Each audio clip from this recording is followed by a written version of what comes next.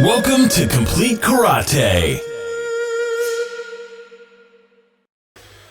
Hi, I'm John Burke and welcome to the Complete Karate cast, video cast, blogcast, vodcast, whatever you want to call it. So I'm on my own this week and just a couple of thoughts really, things that have come up in conversation and we thought we might share. Firstly, there used to be a load of magazines on the market and obviously the times have changed and there aren't that many now. So martial arts magazines, some of us, we used to read traditional karate magazine, Combat, Fighters, Fighters Only, Martial Arts Illustrated, the wonderful Terry O'Neill's Fighting Arts International. And then you used to have the imports come in from other countries. We used to see things like Black Belt magazine there in your newsagent, and nowadays they're just not around. Things have gone online, things have changed. The one that is still around is Shotokan Karate magazine. So it's not dear, and I think it's one that people can get into. So what's the point? The point is, with these days of you can find anything you like online. The problem is that you only find what you go looking for. Whereas when you're sitting down reading a magazine, there might be an article about something that you don't necessarily agree with, but reading it might just open the mind up a little bit to other expressions, other interests, other areas of the arts that you may not have gone looking for. You might be reading a technical article about whether you should lift your heel or put it down when you're in stance or when you're sparring, and that might prompt an analysis of that. It might prompt some thinking, it might prompt some investigation of your own. And then the next page you might find something about shuhari, and if you were a technical martial artist, you may not have considered that area of the arts. So articles in magazines can be varied. It can be an array of things that we may or may not have already considered, and it might just be that a particular author's voice sparks a different thought in you. So I just urge people to read. In the martial arts, we have this wonderful thing about Bunbu Ryodo, where the way of the pen and the sword, the way of the warrior and the scholar, is kind of what we're aiming for. And of course, if there's no scholar, that's only half the equation. So it's just a thought that while there are magazines out there, support them, read them, maybe find some old ones lying around and investigate those.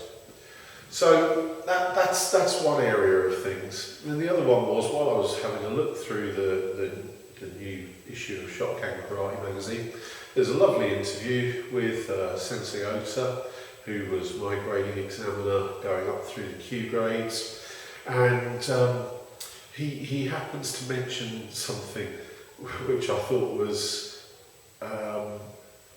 wonderful in the way it just condensed down an idea, and it was this. He said, when people are asked what's necessary for good karate, there are a number of things that people might say. My own students would automatically raise their hand and say spirit, because that's what we say in class. We say, what do you need every time? Every time the first thing out of your mouth is going to be, we need good spirit. Without good spirit, what have you got? It can be pretty, but without spirit, what is it? So spirit would be our normal first answer. People might start to talk about having a good stance or learning a pattern or being able to get in and out quickly to score a point or whatever it is that comes out. But the wonderful thing that Sensei Ota brought it down to was saying that it was repetition. And you may disagree. You may think that there are other things that are more important than repetition. But you won't find the other things without doing a lot of repetition. And it seems to me that a lot of the time now people are afraid of repetition and they need for there to be something different, something new, something shiny, instead of just plain old repetition. And if you look at other activities, things like whether you're, going for a run or boxing or, as diverse of things as you can think of, they're all going to require repetition. For instance, if you're into football, keepy uppy is one of the most repetitious things that you can do. Oh, there's variance within it, but you've got to keep that ball up in the air. If you're boxing, you've got your jab, your cross, your hook and your uppercut, and apart from varying timing and combinations, you've got 4 things that you're working on, or you're also working on your speed and your fitness and everything else.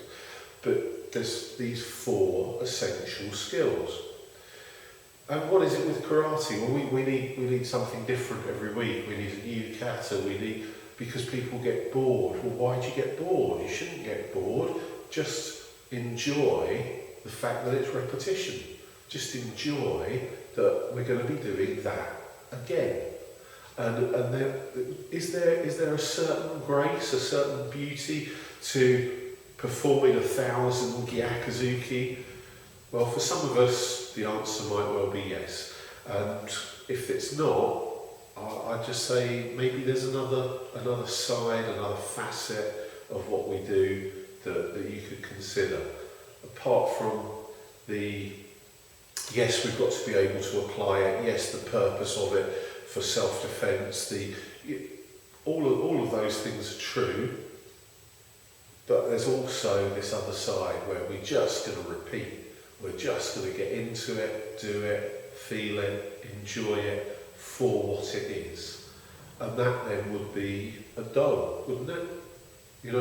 Why do we say karate do instead of karate jutsu? It's not just the idea of sport versus application.